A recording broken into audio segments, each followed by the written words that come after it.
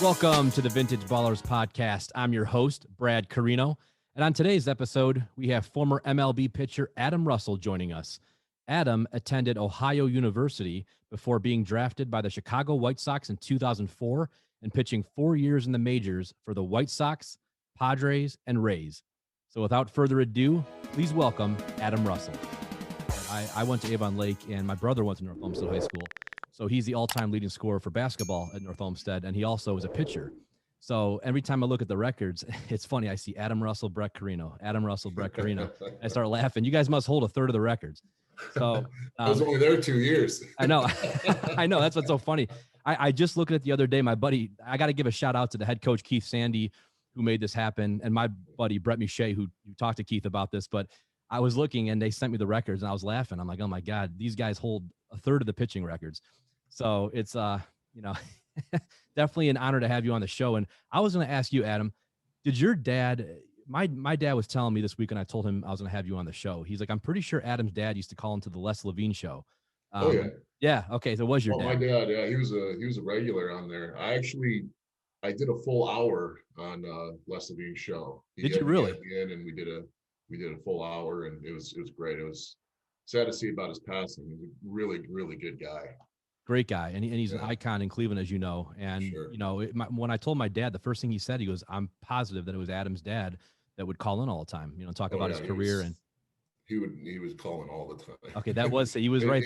He dropped some stuff in about me, which I didn't want him to do sometimes, but he's a proud dad. What are you going to do? That's how my dad is with my brother. Always brings him up every second. My brother's like, man, don't be talking about that all the time. Yeah. But yeah, that was your dad. I'm glad to hear that, because my dad, that's the first thing he mentioned. He's like, I know Adam. He's like, he pitched for the White Sox, and his dad used to call him to Les Levine show all the time. And I said, yeah, I didn't realize that about your dad, but that's funny. So let's take it back to your childhood growing up in the Cleveland area. Where did you originally grow up before you moved to North Olmsted? Oh, I grew up in North Olmsted. Oh, you did? Okay. Born and raised. Yeah. I grew up right in the middle of North Olmsted, and I ended up going to St. Ed's for 2 years. That's what it was. Transferred to North Olmsted. Okay, gotcha. Yeah. How was your experience at St. Ed's? It was good. I really liked the school. I had some difficulties with the baseball coach there, and ultimately that turned out to be the reason why I left. And probably one of the best decisions I've ever made. If I stayed there, I wouldn't have played in college, let alone the major leagues. So it was a really good move. Coach Murphy really elevated my game right there, and I owe my career to that guy. I know a lot of people that went to North Olmsted during that time frame. You probably know Chris Obazinski and all those guys. Oh yeah. Yeah. So I know. You're younger than me, I think. Yep, I knew a ton of those guys because I grew up in North Olmsted as a little kid. So I had known those guys since I was little at St. Brendan's and other areas. And then I went to Westlake and then Avon Lake. But I had kept in touch with all my North Olmsted friends. So your name was someone I knew your name way back in the day. So, it's cool to have you on the show to talk about all this. But, in your 2 years in North Olmsted, what was one or two lessons that you learned that propelled you before your OU and ultimately MLB days? Yeah, I mean, it really propelled my career. Coach Murphy made me feel like I was the best player in the area. I did not have that feeling when I was with St. Ed's, and he just really, he gave me that confidence that I needed to get to the next level. And even the next year, my senior year, pretty much most major league teams were at every game, which was, as a kid, it was nerve-wracking. It's, you got to perform, and you're also trying to get drafted. It's it was a lot to put on an 18-year-old shoulders, and Coach Murphy really helped me handle that pressure, and of course my dad too. And I ended up getting drafted by the Florida Marlins, I think the 26th round, and they ended up being a draft and follow, and ultimately decided it wasn't the right time for me, and that's when I decided to go to OU. Another great decision. If I went into pro ball at 18, I would have been out after a year, maybe two. Emotionally, physically, I just wasn't ready. And I learned that right away when I got to OU. I was behind people as far as physical fitness. I was not strong at that point. No one ever really introduced me to a weight room. And I think the first day we tested out, and I did one pull-up, and I saw how far behind I was from everybody. And I really, all right, now I got to get my butt in the gym and get this going. So yeah, that was a great experience. That was a great move going back there, especially just to be with all my friends from growing up and whatnot. It was kind of tough when, they'd be talking about something on the weekends that happened in school and I have no frame of reference, Yep. No, I definitely get that. I changed schools a couple times, and it was rough leaving old friends and hearing their stories. And you're sitting there and with people you don't know very well, and you're kind of feeling out of the loop. And it's tough. I mean, mentally and emotionally, it can be very tough, especially when you're younger. You don't know how to handle that as much. So, I get that. It was probably a relief going back there and being with your old friends when you got there. Absolutely. So take it back to your childhood. Did you grow up a Tribe fan? I take it. I did. My dad had season tickets right on the first baseline there, and massive Tribe fan, still am. I grew up a massive Jim Thome fan. Jim Thome was my hero, and he threw me a ball a couple times because I was right there, first base, and then I got to play with the guy. He was a teammate, so that was wild. That was a trip. You got to have us tell me more about that later in the podcast because I want to hear about that. I had former Indians announcer and current Rockies announcer Jack Corrigan on the show last week. Okay. And Jack talked a lot about that whole era, of course. And he talked about Jim Thome. He's still close with Jim and Sandy Alomar and a lot of the other guys, Tom Hamilton, of course. So, we talked about that lineup, Adam, and people listening who aren't from Cleveland. I've never seen a lineup quite like that. And being a major league pitcher like you were, when you look back at that lineup, and I know there's a lot of controversy with the steroids and all that, but even without all that, the talent in that lineup, I told Jack, Lofton, Vizquel, Baerga, Bell, Murray, Thome, Ramirez, Serrano, Alomar. How do you, as a pitcher, how would you have approached that lineup? Hopefully they get themselves out. You had Manny batting seventh. That's just insanity. Yeah, I have one. I pitched to Jim Thome one time in a spring training game when he was with Philly, and I struck him out. And I think he let me. I think he did it. I'm like, there's no way I could strike this guy out. But yeah, those lineups. Geez, how do you pitch that up and down the lineup? There's no time off. Everyone on that can hurt you. But yeah, those were fun days. We just set the record for most fan attendance, and especially how big that stadium is. That's impressive. People forget about that back in those days because there was no Browns then for the 3 years, and the Cavs weren't as good. It was before LeBron, of course. So right. The Indians, it was everything in Cleveland was the Indians at that point, and the team that they had, the new stadium, et cetera. And I had my dad had season tickets as well, Adam. We were on the third base side, 12 rows back, and I'll never forget being at the game. I think it was '95 when Thome actually was at third base at that point before he switched to first, and he caught the ball to when we first clinched the playoffs. It was against Cal Ripken and the Orioles right after Cal broke the record for most consecutive games played. And I'll never forget how the pandemonium, and I was 12 years old. I didn't really understand. I didn't fully get how big it was. And I look back now, I'm like, they hadn't made the playoffs in 42 years. That's just, it's just incredible. So our dads are the guys that really went through a lot of that struggle with the Indians, through the 60s all the way through the 90s. And I was happy for those guys to get, to finally get there. And of course we had an incredible run, but we never won it. And that's what Jack Corrigan was saying. He's like, that team did everything except for win it. They would have won it. That would have complete that whole era, but it was the only thing that they were missing because they had everything else. But, looking back on it, what is your favorite memories of going to the games? I just talking with my dad just about the game and watching it. I was in such awe of these guys and how good they were. And I wanted to be that. And, I have my parents kept old, what do you want to be when you grow up type of thing from school. And I put, Major League Baseball player, and they were like, no, write something realistic. When did you, Adam, when did you first get to getting into high school? When did you first think to yourself, I could actually get to the major league someday, or I could pitch in major college baseball? Yeah.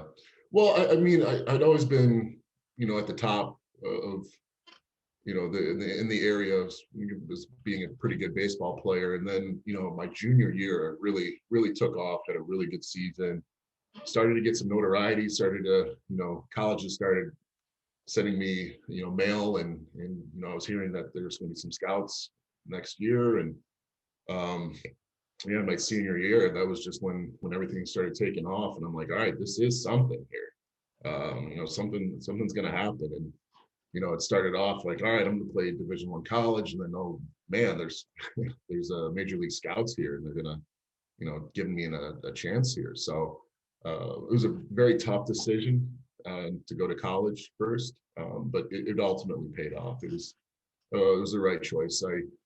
I was between Ohio University and Miami of Ohio. Those were the two that expressed the most interest that I kind of whittled it down to. And then I was a pretty decent hitter back in the day, and I went to the Miami coach. I'm like, hey, I want to hit when I'm not pitching. He's like, no, I strictly want you for pitching. I'm like, okay. So I go to the OU coach, and I'm like, I want to hit when I'm not pitching. He's like, absolutely. We initially recruited you for hitting, but we found out you were a pitcher later. He's like, that's fine. We want you to do that. So I get down there. The first day, they're passing out equipment. Hey, coach, I didn't get a helmet. Yeah, you're not hitting. The old bait and switch. I didn't pick up a bat once. They knew how to get you. Yeah. Who was the OU coach back then? Joe Carbone. Okay. And what was your relationship like with him? And what was your time like down in Athens? Because I've been down there many times, had friends that went there, loved it down there.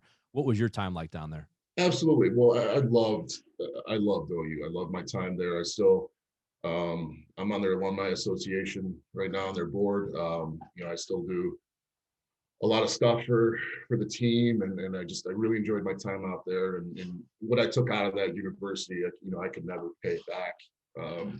So, obviously just a fun campus, a beautiful campus. That whole college experience, like I felt like I got to fulfill that most people that are, in a big city or whatever probably don't really get to experience, because like that town is the university, that's what it is. So, I just physical fitness and strength was something that I didn't possess, and that's what I learned right away. And I think when I started pitching there, I was maybe topping out at 91, and by the time I left there, I was like 95, 96. Wow. It was in there, it was in with you, but I just had to pull it out, and OU really taught me that. Did you, and this is going, so you played what, 3 years there? 3 years. 3 years. Okay. And then the White Sox drafted you in 04. Sorry about that. No, it's okay. The White Sox drafted you in 04. What was that like? I mean, that had to be a great moment. I know you already got drafted by the Marlins 3 years prior, but to know that you had fulfilled a dream and you were now drafted by a Major League Baseball team and you're on your way. What was that like? Oh, it was, I knew it was going to happen. I just wasn't sure when. Unfortunately, I was put to the bullpen the last month of the season. I don't really have a good answer on why. I don't know if it was an attempt to keep me there or whatever, but my stock dropped a little bit. They weren't like, oh, is this guy hurt, or is he uncoachable? All these questions that some teams had. So I was supposed to go the third round. I ended up dropping to the sixth. I was a wreck that day because I'm like, here I am thinking in the third round, and then all of a sudden it's the fourth round, and I'm having a party. I have all my friends over. My family came down, and we're all huddled around the radio listening, because that's what it was. That's how they did the draft back then.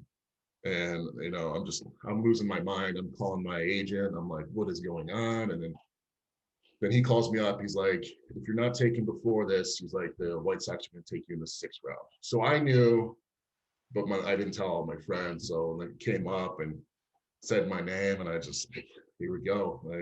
It's so funny because I'm like, oh, I'm going to the big leagues. This is easy. Like, I'm going straight there. And I get to spring training, and I realize how far behind I went from everybody. And like, there's kids from Texas and California and the Dominican Republic that have been playing baseball all year round, where I'm limited from, where I'm location in Cleveland with snow. So I saw that I had a long way to go, and that it wasn't going to be an easy step to get up there. Well, take us through the steps now in the minors before you actually got to the majors. What was that like? Because I've had a couple of friends that played the minors, and they tell me just how grueling it can be. And you got to have a passion for the game to play in the minors and to consistently, keep your game up. What was it like, and what are some of your favorite experiences from that time in your career? I was actually talking about this last night. I mean, I had the time of my life in the minor leagues. I didn't realize how how bad things were until I went up to the big leagues and then came back down. I'm like, this is nowhere near. Like, I'm going from eating peanut butter and jelly sandwiches to steak and lobster. But like, my first stop was in Great Falls, Montana, which was their rookie ball team, and we're making $850 a month. I lived with the host family, sleeping in their dank basement on an air mattress that would deflate every night. And it wasn't glamorous. Like, it's not like whether the best facilities or anything like that. But I started off in the bullpen, and I was kind of getting buried, and I didn't feel like the coach was making the right decision as far as keeping me out of the starting rotation, and these guys were not getting the job done. And I finally just went up to him. I'm like, "You're screwing up." He's like, "Excuse me?" I'm like, "I should be starting." I'm like, "Give me a start. Just give me one." He's like, I like it. He's like, "I like the gumption." So put me in starter. I had I think I had 7 shutout innings. Wow. And my career kind of took off from there. And if I didn't say anything, I probably would have been kept buried in that bullpen, because there was like a million guys on that team, I felt like. But I kind of stood out from there. I had some good starts, and then I ended up getting moved up by the end of the year to low A. So that was pretty unheard of at that time, from what I understood. So I knew they had a path for me at that point, which was good. What about some of the other places you played? I think you played in Kannapolis, I saw, in North Carolina. And what was that like? Kannapolis Intimidators. It was, I think it was owned by Dale Earnhardt. Oh, really? Yeah. No kidding. Yeah. Big car country down there. So, yeah. But no, it was a wonderful experience, and I made some lifelong friendships down there. And you ever get to meet Dale? What's that? You ever get to meet Dale? No, he had passed. Oh, that's right. He passed. I'm sorry. I'm thinking of his son. No, you're right. He passed in 01. I never met his son either. Yep. But okay. No, it was a cool place to play. We ended up winning the league that year. Did you? Yeah, we did not have the best team, but we had really great gel that kept us together, and we were all like really close off the field. And once it got time for playoffs, and I think that chemistry we had really propelled us to win. But it was a really good team. Not the best talent by far, but really fun team. Chemistry is everything, with a lot of the sports. Who are some of the guys in the minors you faced that ended up being good MLB players? Some of the hitters you faced. Yeah, Joey Votto. Oh, really? He used to crush me. Yeah. Let's see here else. Sure, I think Joe Mauer. Wow. Played against him a little bit, and those are the 2 names that really come to mind of great players. When you're playing against them, you're like, all right, these are going to be guys. Yeah. They're not here too much longer, because I don't want to try to get these guys out anymore. So transitioning now into the MLB, I saw that you made your debut. I think it was June 17th of 2009 against the Pirates. And I was laughing. I saw your first strikeout was against Jose Bautista. Yeah. He's a hell of a player. I mean, he turned out to be a great player, but at that time, he wasn't Jose Bautista we knew, years later. But what was it like to make your MLB debut? What were you feeling before you threw your first pitch? Yeah. So that was like the 10th day I'd been in the big leagues, and I had not gotten in a game. It's just every game that day was, or that 10 days was close. So they weren't going to put a rookie in when we had an extremely veteran bullpen. So we finally got an opportunity to put me in, and Ozzie calls down. I think it was the 7th inning. He's like, "Russell, you got the 9th." So he gave me a little time to mentally prepare. I get up and start running around and start doing all the guys. I started laughing. They're like, "Hey, relax. Remember your routine." And I completely abandoned everything I had done. So I remember I was warming up, and I was so nervous, just so nervous. And finally the final out came, and it's my turn to run through the gate. And I ran through the gate, and I blacked out. Oh, man. I don't remember anything. And all of a sudden I wake up and I'm on the mound. I have no idea how I got there. Wow. And I start warming up, and every pitch, boom, boom, boom, boom. AJ Przinsky he's pissed. Uh, and I'm like, finally, it's time to go. And I'm like, all right, remember what got you here? And first pitch was 96 right on the black. And I'm like, all right, that looked pretty good. I can do this. And I had a 1-2-3 inning, and that, a strikeout of Jose Batista, end of the game. The crowd went crazy. And I remember just like this feeling of euphoria, just everything, the culmination of all my hard work and had paid off. And, to be able to say that I did that, and I can be a player here. I can do this for a living, and I can get it done. I can, fight off the nerves. And it was a great moment. Just so cool. And then they gave me a beer shower after the game. You have to do that. First appearance, and dumping beers on me. It was pretty fun. That's got to be a moment you'll never forget, that obviously. And I can't imagine. I always ask the former athletes, their first memory of playing pro ball, whether it's NBA or NFL or MLB.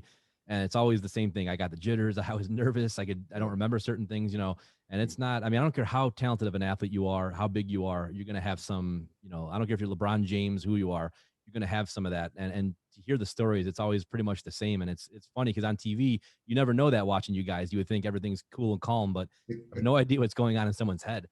And that had to be an incredible feeling, like you said, euphoria to get that strikeout and then to end the game like that, and to know that you finally did it. You got your first, your debut out of the way, and you did fine. That had to be incredible. Yeah, it was fun. Who are some of the guys in that White Sox team? That was 09. So that was, 4 years after they won the World Series, but you still had some of those guys around. Who are some of your favorite teammates on that team? I love Paul Konerko. He was, called him El Capitan. He was like the leader of the team. And Mark Burley, he was awesome. He kind of took me under his wing. And Jose Contreras, I actually pitched, so I was very similar to him. So I would ask him for advice on things and like how he'd hold certain pitches, but we'd do it through a translator because he doesn't speak English. So like, he was awesome. Like he would bring me over to his house for dinner with his family. Couldn't really talk, but we just kind of we just eat and laugh and stuff.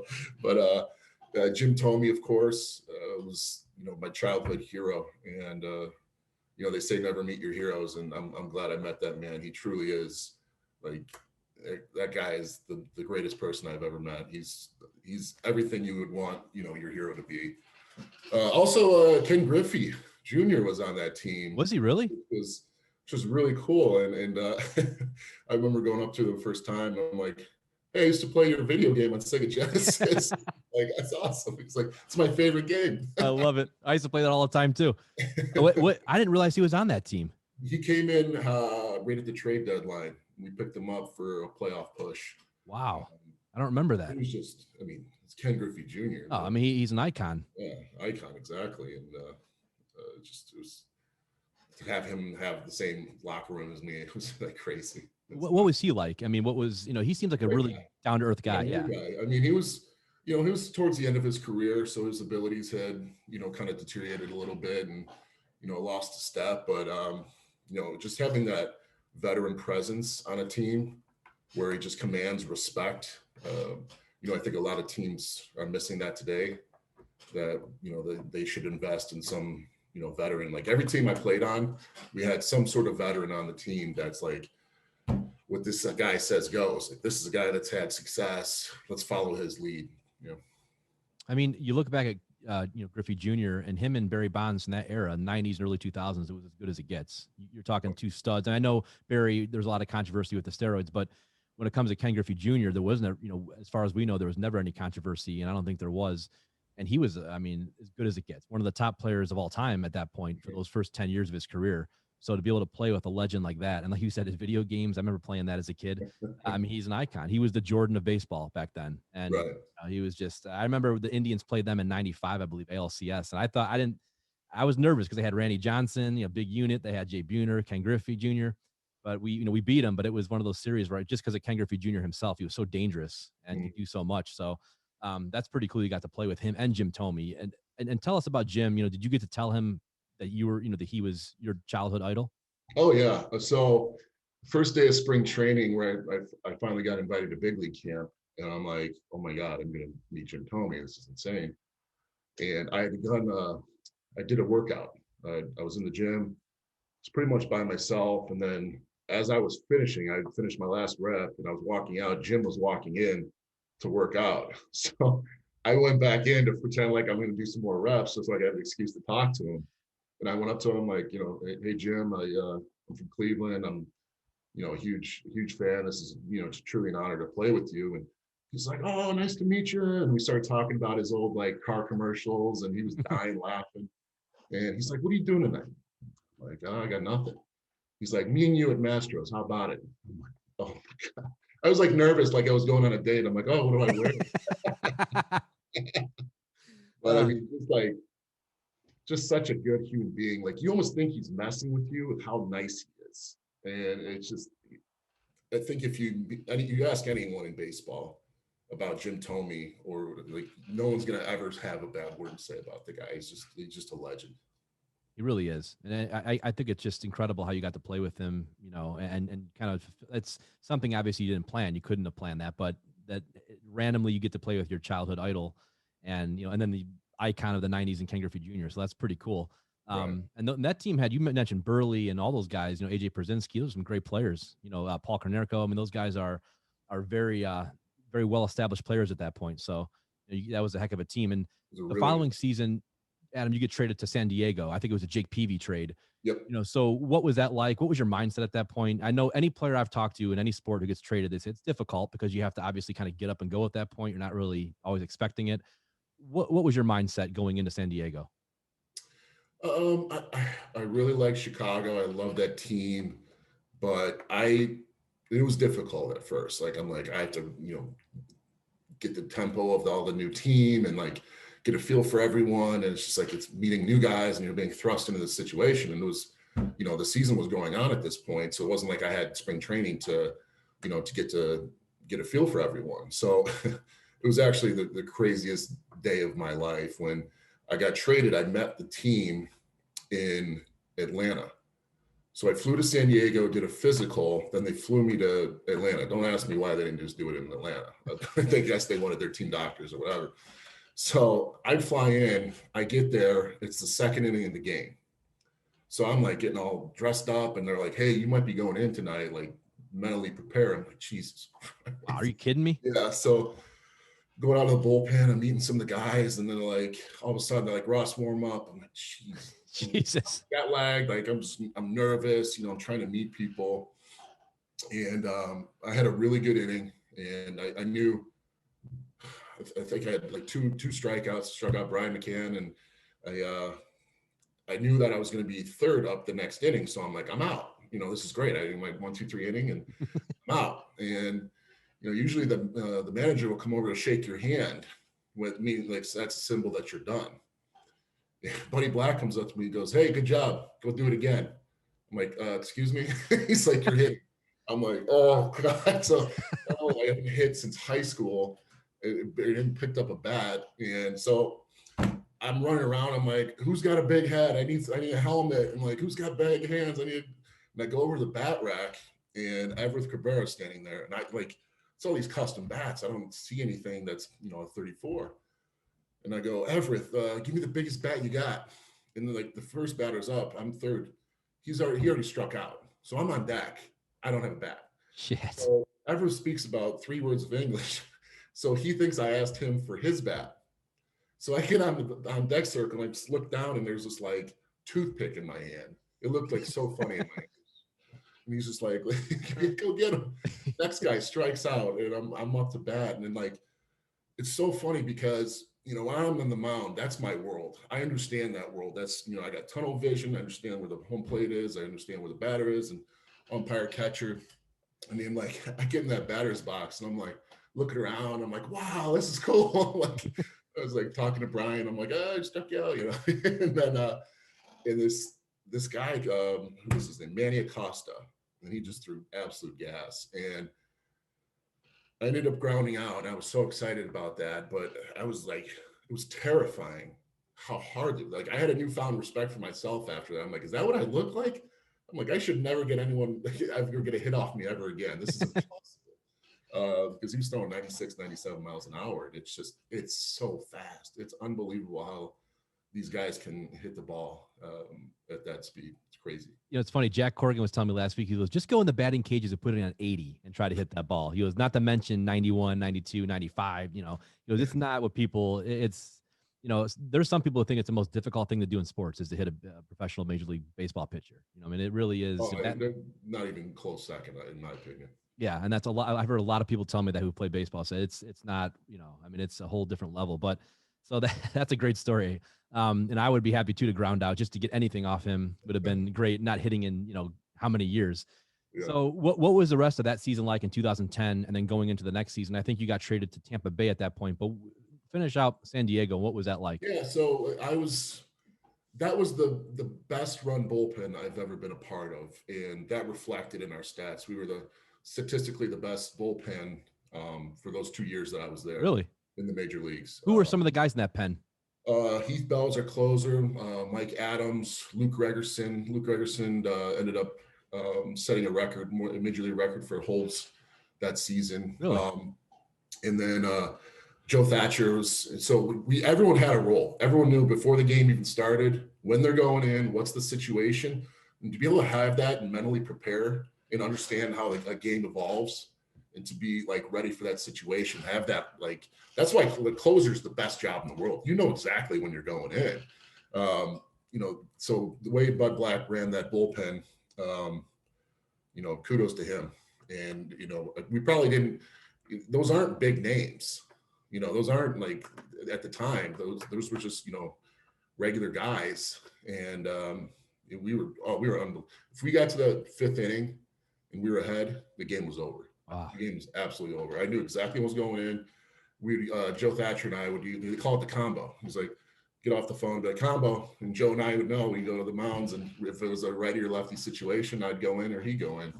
But we knew it was going to happen. So that bullpen was fantastic. I loved pitching there. Plus, that park is so huge. Like, you throw it right down the middle. I didn't even come close to giving up a home run there. The park is huge. Beautiful stadium too. Beautiful. San Diego is a beautiful city. Downtown. Definitely my favorite stadium I've ever played in. I've never been in before. I've been outside of the stadium, but I mean, it's just a beautiful city to begin with. You're right by the ocean. I mean, it's just, San Diego is great.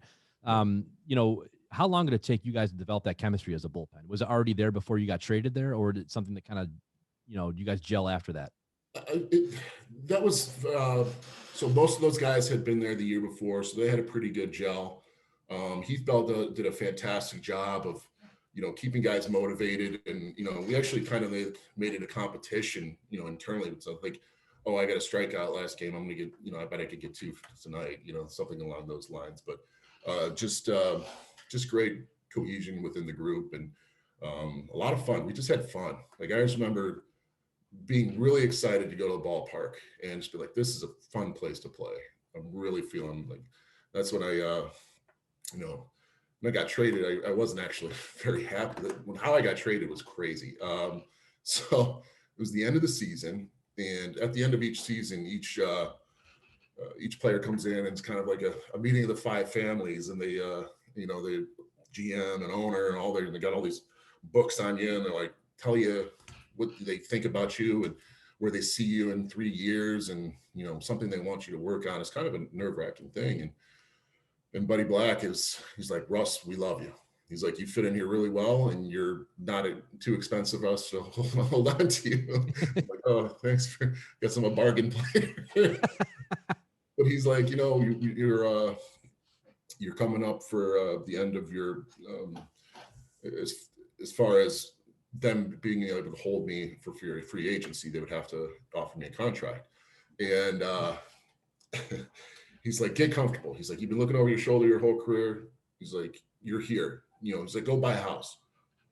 Awesome. So 10 days after the season, I ended up staying there with some of the guys. We ended up getting a beach house in Pacific Beach and having a lot of fun. And so I started going and looking for places to live. I grabbed a realtor. I'm like, let's see what the market's like. And if I like something, I'll buy it. And so I'm driving around, and my buddy texts me. It was actually Aaron Rodgers' brother. Oh, really? Yeah. He's like, hey, man, sorry to see you go. And I text him back. I'm like, oh, no, I haven't left yet. And he goes, Tampa, with a question mark. I go, no, man, you know I'm from Cleveland. I'm like, what are you? So I call him. I'm like, what are you? He's like, did you get traded? I'm like, no. He's like, I'm watching ESPN right now, and it says you're traded. I go, you don't mess with me like this. And he's like, no, man, I would never. So I pulled off, went into a bar. I'm like, turn on ESPN, and sure enough, Adam Russell traded to Tampa Bay for Jason Bartlett. I'm like, oh my God. So I called my agent immediately, and he's like, he answers the phone. He's like, I'm sorry. He's like, I'm sorry. He's freaking out. I'm like, what happened? He's like, well, this trade has been in the works for the majority of this year. Tampa really wanted you, and San Diego needs a new shortstop, so they're going to do a straight up trade. Jason Bartlett kept getting injured throughout the year, and they put the kibosh on the trade. So they stopped the trade. My agent never told me because he didn't want me thinking about a trade. And baseball's hard enough. Then if you add that factor in too, it might mess with my head a little bit. So he never told me, but he goes, let me tell him, if this trade goes through, let me tell my client first. You should hear it from me. So they flew him out after the season was over. They did a whole workup on him. Seemed he wasn't as injured as they thought. They okayed the trade. Well, I mean, there's always internal people in the front office that will leak information to ESPN for whatever. But some intern leaked it, and that's how it got on ESPN before they could even call, which is crazy. But so that's, I'm like, all right, I guess good thing I didn't buy a house. Good timing, really, because that would have been another week or so. Who knows what would have happened? Yeah. How did you know Aaron Rodgers' brother? We one of my teammates was good friends with the family, and he lived in San Diego. So after day games, we'd go over to his house and hang out. And Aaron wasn't ever really there, just a couple times because he was off doing other things. But it's really good people. It's good brothers. Wow, that's a crazy story. I mean, they're that close to buying a house. They already told you, look, we want you here for a while, and then all of a sudden, boom, you find out you're getting traded. I mean, that's just, so going into Tampa, what was that like? I mean, at that point, you're probably thinking, what the hell just happened? And you're going to a completely opposite coast now, and were you kind of hesitant, excited, nervous? Like, what was the feeling? Well, I was a little upset because I really felt good about San Diego. I really liked pitching there. I loved the team, the whole makeup of it. I loved living there. The city's gorgeous. It's just, it's 70 and sunny every day. Everyone's tan and happy. But, I saw a young team. I saw a young Rays team. I saw Joe Madden, who's, always on the top echelon as far as managers are concerned. And I played against some of the guys coming up through the minors, like Evan Longoria. We always battled it out in the minor leagues and had a deep amount of respect for each other. So, going down there, I was excited because it was a young team, and I ended up going down there a couple months early before spring training, and trained with a teammate of mine. I got to meet some of the players there, and just fell in love with the place. That's the most fun I've ever had playing baseball. That team, Joe Madden does an amazing job as far as bringing a team together and making baseball fun. Like I got so excited to go to that park every day. I'm like, these guys are great. I love playing with these guys. What was Joe Madden's style like? Joe's very into the sabermetrics, which it would drive people crazy sometimes. Like, it's like Adam Russell in the 7th inning against the 2, 3, 4 batters when it's 75 degrees and there's a slight breeze, and this is what will happen. Like, he does every decision based off that. You watch him; he's got these little cards. He makes every decision. I mean, I wish he'd do like a little more, put some more feel into it in his decisions, and I think other people did too. But as far as bringing a team together, there's no one better. That guy made baseball so much fun, and I'm not sure we would have been as good if he didn't put that effort forward to the intangibles of that baseball brings, and the trust you put in your other guys, and the chemistry that you need between them. He's second to none. He's amazing. I mean, I think if you look in the last 15 to 20 years, Adam, Terry Francona and Joe Madden are probably two of the top managers in baseball. I mean, as far as just how they galvanize teams and just what you were saying about Joe. And it seems like Tito has kind of that same effect. And, it's nice that you got to play for one of those guys. And, I mean, you got to play between Griffey and Tomey and Joe Madden and a lot of you got to play with some really unique characters and some major parts of baseball during that era.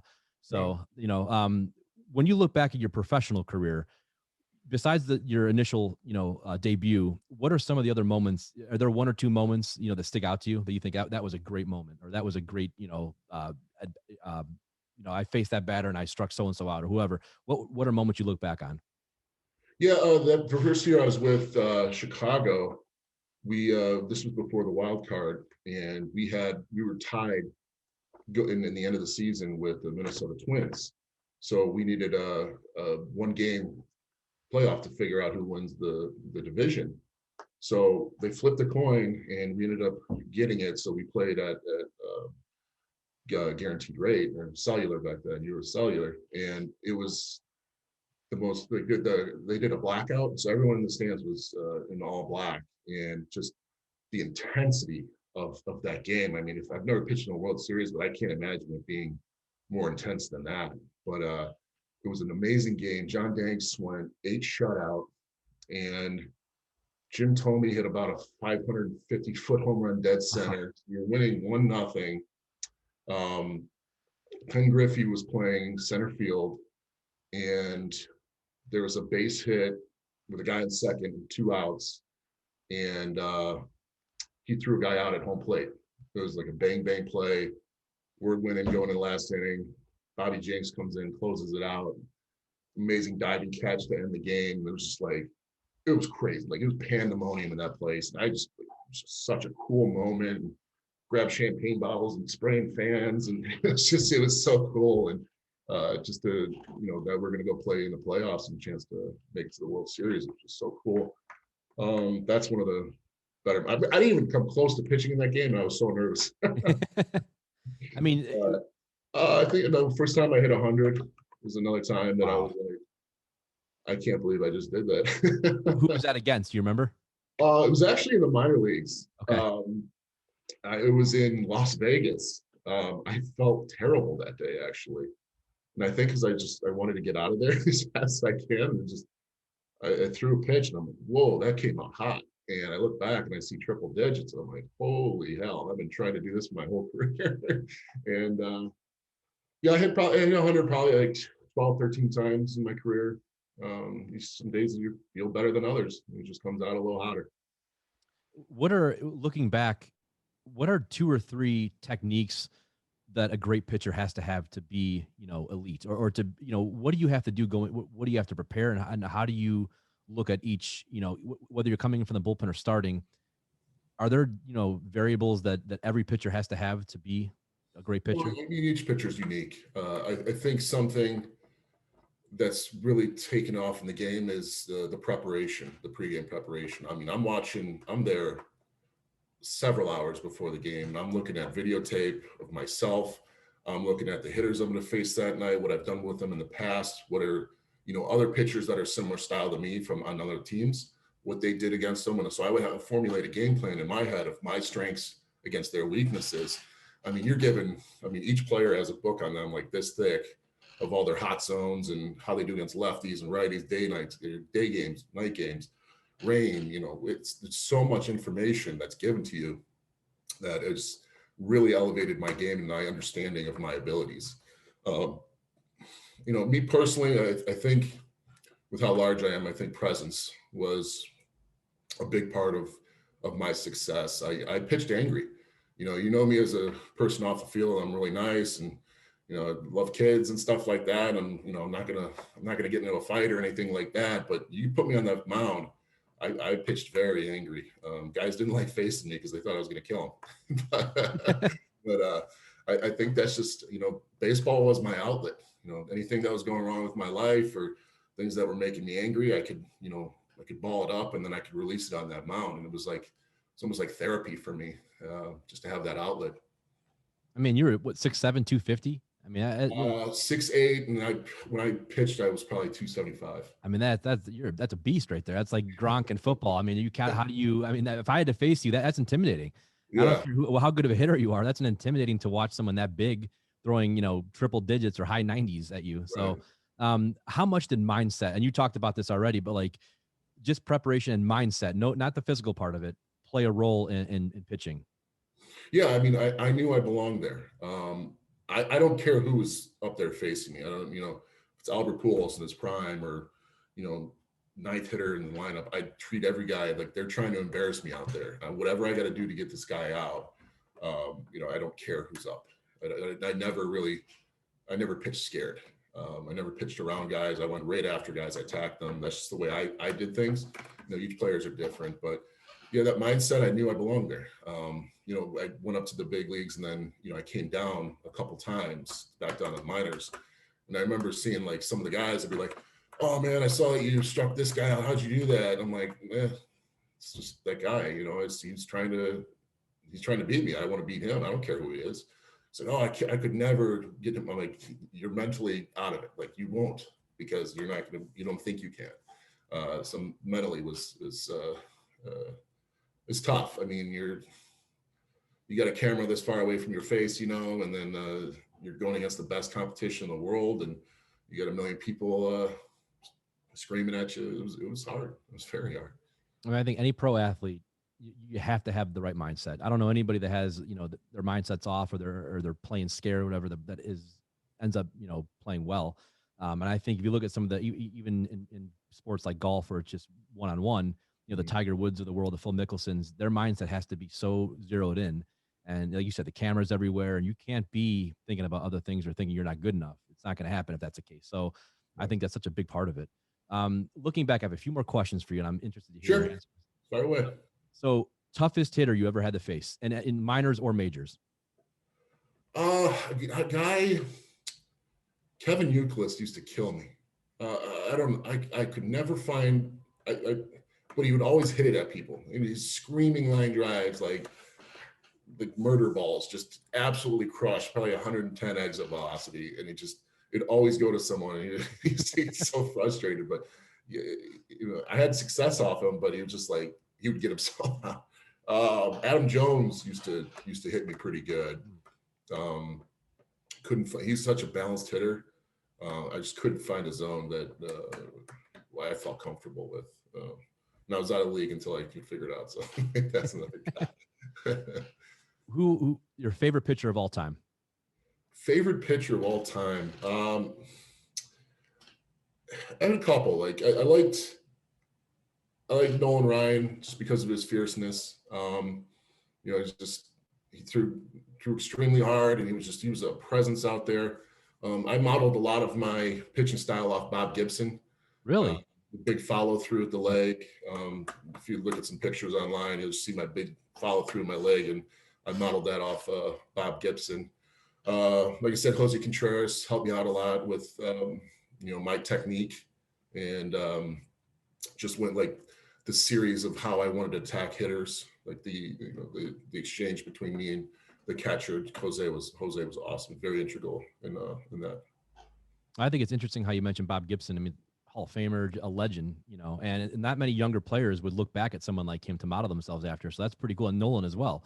And obviously we grew up with the Nolan Robin Ventura fight and all that when we were little kids, but I mean, Nolan way before then was a Hall of Famer, in his days with the Astros, and he was, him and Bob that's two of the greatest of all time right there. My last question for you, and I ask every guest on the show the same question. I love hearing the answer. When you're telling, grandkids or young kids, 30 years from now about the legacy of Adam Russell, what do you want them to know about you?